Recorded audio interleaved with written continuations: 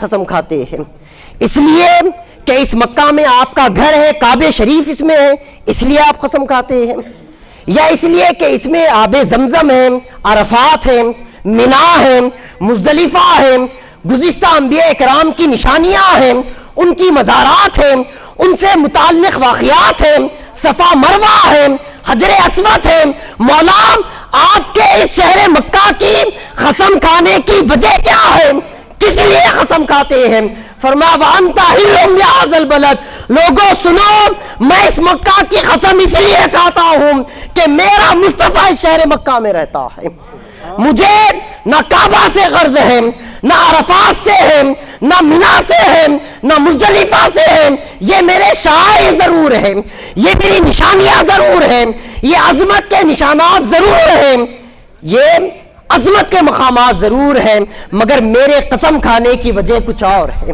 میں ان کی وجہ سے نہیں، میرے حبیب کے لیے قسم کھاتا ہوں۔ وَأَنْتَ حِلٌّ بِهَٰذَا الْبَلَدِ، اس لیے قسم کھاتا ہوں کہ حبیب آپ اس شہر میں رہتے ہیں۔ اس بات کو سمجھیں، اس کو میں تھوڑا اور آپ کے سامنے واضح کر دوں کہ کعبے، کچھ لوگ یہ غلط فہمی میں رہتے ہیں کہ حضور کو فضیلت کعبے سے ہے، یہ بات غلط ہے، کعبے کو فضیلت حضور سے ہے، مکے کو عظمت حضور سے ملی ہے، اور کعبہ بنا مکے میں اس لیے حضور کی آمد ہونے والی تھی۔ اب اللہ رب العزت نے آقا کو پیدا تو مکے شریف میں فرمایا، حضور کی میلاد تو مکے میں ہوئی، کعبے کے بالکل قریب ہوئی، مگر آقا علیہ السلام کی آخری آرام گاہ، حضور کی قیامت تک کی آرام گاہ باری تعالیٰ نے مدینے میں فرمایا۔ حضور مدینہ تشریف لے کر گئے، ہجرت فرما لی، حضور مدینہ تشریف لے کر گئے، اور پھر وہیں پر آقا علیہ السلام کے مواجہ شریف روض مبارکہ ہوئی۔ اب سمجھنے والی بات یہ ہے کہ اللہ رب العزت نے جب پیدا مکے میں فرمایا تو وصال مکے میں کیوں نہیں ہوا؟ حضور کا وصال آقا علیہ السلام نے پردہ مکے میں کیوں نہیں فرمایا؟ چونکہ جس وقت حضور نے پردہ فرمایا، آقا کا وصال ہوا، اس وقت تو مکہ فتح بھی ہو چکا تھا، مکے پر اہل اسلام کا قبضہ بھی ہو چکا تھا، مکے سے کافروں کو ختم بھی کیا جا چکا تھا، اہل کفر کو نکالا بھی جا چکا تھا، مکہ توحید کی علامت بن چکا تھا، مکے میں صحابہ کرام حج کے لیے بھی گئے تھے، حج کے لیے خدا علیہ السلام نے حج فرمایا تھا۔ تو جب مکہ، حضور نے ہجرت اس لیے فرمائی تھی کہ اس وقت مکے میں اہل کفر تھے، مشرکین تھے، ان کا غلبہ تھا، اس لیے ہجرت فرمائی تھی۔ یہ بات اگر مان بھی لی جائے تو وصال مکے میں کیوں نہیں ہوا؟ حضور کا وصال کیوں نہیں ہوا؟ یہ بات بڑی سمجھنے سے تعلق رکھتی ہے، اس لیے کہ اگر آقا علیہ السلام کا وصال بھی مکے شریف میں ہو جاتا تو ظاہر سی بات ہے کہ حضور کا روضہ مبارک بھی آج مکے میں ہوتا، کعبے کے قریب میں ہوتا، اور جب مکے میں کعبے میں ہوتا تو کوئی نادان یہ سمجھتا کہ گنبد خضرا کو جو فضیلت حاصل ہے، حضور کے روضہ مبارک کو جو فضیلت حاصل ہے، وہ اس لیے حاصل ہے کہ وہ مکے میں ہے، وہ کعبے کے قریب ہے، وہ اللہ کے گھر کے سائے میں ہے، تو چونکہ اللہ کے گھر کے قرب میں ہے اس لیے حضور کے بارگاہ کو بھی فضیلت حاصل ہو گئی۔ اللہ رب العزت نے مکے سے نکال کر آقا کی آرام گاہ مدینے میں بنا دی تاکہ لوگوں کو بات واضح ہو جائے کہ فضیلت آقا کو مکے کی وجہ سے نہیں ہے بلکہ فضیلت ہے تو آقا کے قدموں کی دھول ہے۔ حضور اگر مکے میں رہے تو مکہ فضیلت والا، اور مدینہ چلے جائے تو مدینہ فضیلت والا ہو جائے۔ وہ مدینہ جو کبھی یثرب کہلاتا تھا، جو کبھی بیماریوں کی آماجگاہ تھی، جہاں پر کوئی جانا پسند نہ کرتا تھا، آج وہی مدینہ کائنات کی عظیم ترین جگہ بن گئی۔ کیوں؟ اس لیے کہ کعبہ ہے؟ نہیں، اس لیے کہ حضور وہاں پر ہے۔ حضور کی وجہ سے مدینے کو شرف حاصل ہو گیا۔ یہ بتانا مقصود تھا کہ شرف حضور سے نصیب ہوتا ہے، دوسری کسی شے سے نہیں ملتا، دوسری شے سے نہیں ملتا، حضور کے قدموں سے ملتا ہے۔ آقا نے ارشاد فرمایا کہ میرے حجرے، میرے کمرے اور میرے ممبر کے درمیان جتنا حصہ ہے، روضۃ من ریاض الجنہ،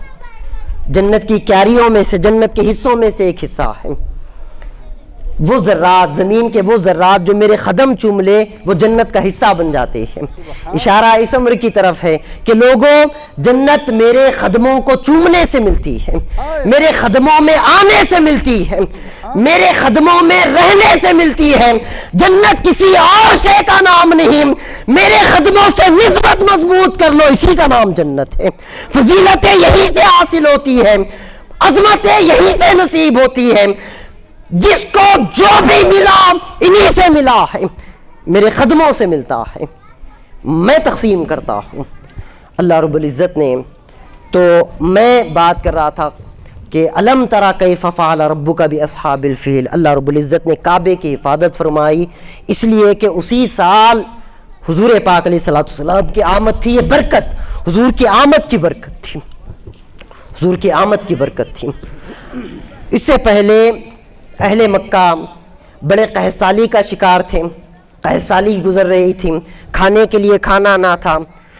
پینے کے لیے پانی فراہم نہ تھا، فاقہ کشی ہو رہی تھی، جانور مر رہے تھے۔ جس سال آقا علیہ السلام تشریف لانے والے تھے اس سال تمام اہل مکہ حضرت عبد المطلب کے پاس آتے ہیں اور وہ کہتے ہیں کہ آپ ہمارے سردار ہیں، آپ ہمارے بڑے ہیں، آپ دعا کریں کہ ہمیں بارش نصیب ہو، قحط سالی ختم ہو جائے، تنگ دستی ختم ہو جائے، قحط ختم ہو جائے اور ہمیں کھانے پینے، اناج اور پانی کچھ ملے۔ اس پر حضرت عبد المطلب دعا کرتے، ہاتھ اٹھا کر دعا کرتے ہیں۔ دعا کے بعد حضرت عبد المطلب کے پیشانی میں آقا علیہ السلام کا نور چمکتا ہے اور نور گردش کرتا ہے اور تمام اہل مکہ اس نور کی گردش، اس کی چمک کو دیکھتے ہیں۔ اس کے بعد حضرت عبد المطلب کہتے ہیں کہ لوگوں خوش ہو جاؤ، اب تمہیں فراوانی نصیب ہونے والی ہے، اب تمہیں خوشحالی نصیب ہونے والی ہے۔ یہ نور جو میرے پیشانی پر چمک رہا ہے یہ بڑا برکتوں والا نور ہے، اس نور کی برکت سے تمہاری پریشانیاں ختم ہو جائے گی۔ اور اس سال اتنی بارش ہوتی ہے، اتنی فراوانی ہوتی ہے کہ عربوں میں جو کئی سالوں سے قحط چلا آ رہا تھا، تنگ دستیاں چلی آ رہی تھی، یکلا ختم ہو جاتی ہے۔ میدانوں کے میدان ہریالیوں سے بھر جاتے ہیں، اناج سے بھر جاتے ہیں۔ یہ کیا تھا؟ حضور کی میلاد کی برکتیں تھیں، حضور کی آمد تھی، حضور کی آمد تھی۔ اللہ رب العزت یہ چاہتا تھا کہ آمد آقا کی آمد ہے، جشن سے منائی جائے، خوشی سے منائی جائے، کسی کو غم نہ رہے، کسی کو تکلیف نہ ہو، کسی کو اذیت نہ ہو۔ بلکہ بعض اصحاب تاریخ نے یہاں تک روایت کیا کہ اہل مکہ میں اس سال جس گھر میں بھی اولاد پیدا ہوئی، لڑکا پیدا ہوا، جس سال حضور تشریف لائے اس سال اہل مکہ میں جس گھر میں اولاد ہوئی، لڑکا پیدا ہوا، کسی کو لڑکی پیدا نہ ہوئی۔ کیوں؟ اس کی وجہ بیان کی جاتی ہے کہ اگر اہل مکہ میں لڑکی پیدا ہو جاتی تو اہل مکہ عربوں کا رواج تھا، ان میں سے کئی قبیلے اس رواج پر عمل کرتے تھے کہ لڑکی پیدا ہوتی اسے زندہ دفنا دیا جاتا،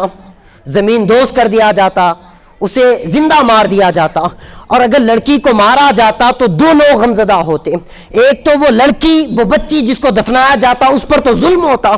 اس کو تو زندہ زمین میں دھسا دیا جاتا، دوسری اس کی ماں وہ تکلیف میں چلی جاتی، اس کو اذیت ہوتی، غم ہوتا، اس کی ممتا چیختی، پکارتی، مگر معاشرے اور رواج کی وجہ سے مجبوراً اسے اپنی بچی کو زندہ درگور ہوتے دیکھنا پڑتا، یہ اس کے لیے تکلیف کا باعث تھا۔ اللہ رب العزت نے جس سال آقا کو دنیا میں بھیجا، جس سال حضور کی میلاد ہوئی، اس سال تمام عرب میں جس کو بھی اولاد دی لڑکا عطا کیا، کسی کو لڑکی نہ دی، تاکہ گھر میں لڑکی ہوگی تو معاشرے اور رواج کی وجہ سے لڑکی کو دفنا دیا جائے گا، اور جب لڑکی کو دفنایا جائے گا تو ایک تو لڑکی پر ظلم ہوگا، دوسری اس کی ماں تکلیف میں چلی جائے گی، ماں اذیت میں چلی جائے گی، ماں کو غم ہوگا۔ اور باری تعالیٰ کو گوارا نہ تھا کہ محبوب آپ کی میلاد بھی ہو اور کسی کے گھر میں ماتم بھی منایا جائے، آپ کی آمد بھی ہو اور کسی کے گھر میں غم بھی ہو، باری تعالیٰ کو گوارا ہی نہ تھا، اسی لیے اولاد بھی دی تو سب کے گھر میں لڑکے عطا کر دیے تاکہ حضور کی آمد کے سال کسی کو کسی طرح کا غم نہ رہے، کسی طرح کا رنج نہ رہے۔ کسی طرح کا رنج نہ رہے۔ یہ آقا کی آمد کی برکتیں تھیں۔ اب آگے آئے، اللہ رب العزت نے ابرہا، جہاں سے کہ ہم نے بات شروع کی تھی، ابرہا پر جو عذاب نازل کیا، قرآن مجید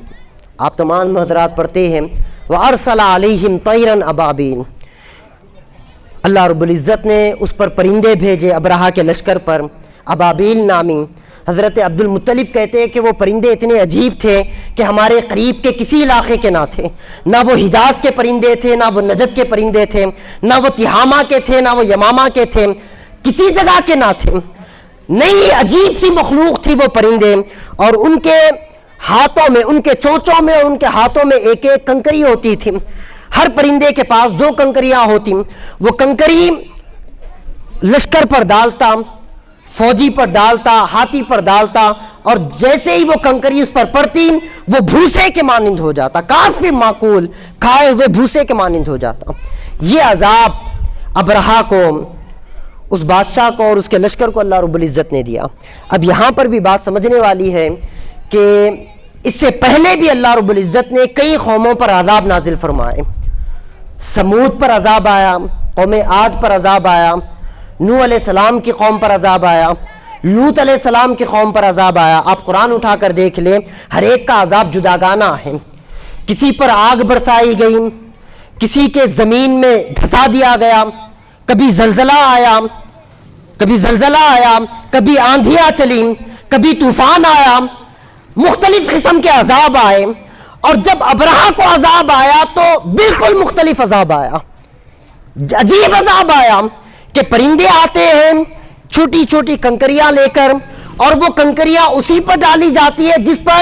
جس شخص کا نام اس کنکری پر لکھا ہوتا ہے، نام با نام کنکریاں لے کر آتے ہیں اور اس پر چھوڑ دی جاتی ہے، جس پر نام ہوتا ہے، جس پر کنکری پڑتی ہے وہ اسی وقت ختم ہو جاتا ہے۔ ابرہا پر اللہ رب العزت نے وہ عذاب کیوں نہیں نازل کیا جو پہلے والوں پر ہوا تھا؟ زلزلہ آ جاتا، پورا لشکر زمین میں دھسا دیا جاتا، آگ کی بارش ہوتی، آندھی آتی، طوفان آتا، کوئی ایسا عذاب آتا جو پہلے سے کئی قوموں پر آئے تھے۔ اس کے برعکس باری تعالیٰ نے عذاب بھی جدا کر دیا، عذاب بھی الگ کر دیا کہ جس کو مارنا ہے فقط اسی کو مارنا ہے۔ کیوں؟ اس لیے کہ اگر آندھی چلتی یا زلزلہ آتا، طوفان آتا، بارش ہوتی، آگ کی بارش ہوتی، تو جتنا لشکر عذاب میں مبتلا ہوتا وہ تو ہوتا ہی، مگر ساتھ میں زمین کا وہ حصہ بھی متاثر ہوتا جہاں پر عذاب آتا، اس حصے پر بھی عذاب آ جاتا، وہاں کے پرندوں درندوں پر بھی عذاب آ جاتا، چونکہ جب باری تعالیٰ کا عذاب آتا ہے، جس حصے زمین پر عذاب آتا ہے اس میں جو ہو وہ سب عذاب میں شامل ہو جاتے ہیں، جانور ہو، درخت ہو، چرندے ہو، پرندے ہو، زمین کا حصہ ہو، سب کچھ عذاب میں شامل ہو جاتے، عذاب ان کو بھی جھیلنا پڑتا، عذاب ان کو بھی برداشت کرنا پڑتا۔ اگر وہاں پر درخت ہوتے تو درخت بھی جل جاتے، طوفان آتا تو وہ بھی بہہ جاتے، اس طرح کا نقصان دوسری اشیاء کو بھی پہنچتا۔ باری تعالیٰ نے عذاب بھی کتنا انوکھا دیا، ابرہا کو عذاب دیا تو کنکریاں پھینک کر کہ جس کو مارنا ہے اسی کو مارنا ہے، اس سے ہٹ کر درخت کا ایک تنکے کو بھی نقصان نہیں پہنچایا گیا۔ یہ بات بڑی قابل توجہ ہے، زمین کے ایک کنکر کو، رتی بھر زمین کو نقصان نہیں پہنچایا گیا، نہ زلزلہ آیا، نہ طوفان آیا، نہ آندھی بھیجی گئی، نہ بارش ہوئی، کسی کو کوئی نقصان نہیں، نہ کوئی دوسرا پرندہ مرا، نہ درندہ مرا، نہ کوئی درخت کو نقصان پہنچا۔ کیوں؟ اس لیے کہ لوگوں، میرے مصطفیٰ کی میلاد ہونے والی ہے، عذاب بھی دوں گا تو فقط انہیں کو جو اس کعبے کو ڈھانے کے لیے آئے ہیں، بقیہ خطے زمین پر عذاب کا کوئی اثر بھی نہ ہونے دوں گا، عذاب کا رتی پر اثر بھی پوری زمین پر نہیں ہونے دوں گا، جس کو دینا ہے اسی کو دینا ہے، بقیہ کسی کو کوئی تکلیف نہیں۔ کیوں؟ اس لیے کہ میرے محبوب کی میلاد جو ہے، میرے محبوب کی آمد جو ہے، حبیب کی آمد ہو اور میں کسی کو تکلیف بھی دوں، یہ بات آپ سمجھ رہے ہیں۔ اللہ رب العزت نے آقا علیہ السلام کی میلاد کا کتنا اہتمام فرمایا، حضور کو بھیجا تو کتنی شان اور عظمتوں کے ساتھ بھیجا، کتنی رفاتوں کے ساتھ بھیجا۔ حضرت ام عثمان بیان کرتی ہے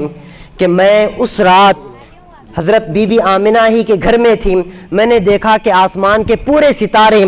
حضرت عبداللہ کے گھر، عبد المطلب کے گھر پر چھا گئے ہیں، اور ایسے محسوس ہوتا ہے کہ اب گھر پر گر جائے گے، گویا آسمان کے پورے ستارے آقا کی آمد کے استقبال کے لیے کھڑے ہو چکے تھے، حضور کی آمد کے استقبال میں آ چکے تھے۔ فرشتے زمین سے لے کر عرش تک خطار با خطار حضور کی آمد کے انتظار میں تھے، حضور کے استقبال میں کھڑے ہو چکے تھے۔ شرق سے لے کر غرب تک پوری دنیا کو، پوری کائنات کو منور و مزین کر دیا گیا تھا، پوری کائنات خوشیوں میں مسرور تھی، چونکہ آج کائنات کا والی آنے والا ہے، کائنات کا سرتاج آنے والا ہے۔ اس سرتاج کائنات کی میلاد منانے کے لیے یہاں پر ہم آئے ہیں، اور میں آخری بات، آخری جملہ اس پر بات ختم کر دوں گا۔ میں یہ بات پورے یقین سے کہتا ہوں کہ اگر آقا علیہ السلام کی میلاد ہم میں سے جو شخص پوری محبت وارفتگی کے ساتھ منا لے، حضور کی محبت کے ساتھ، حضور کی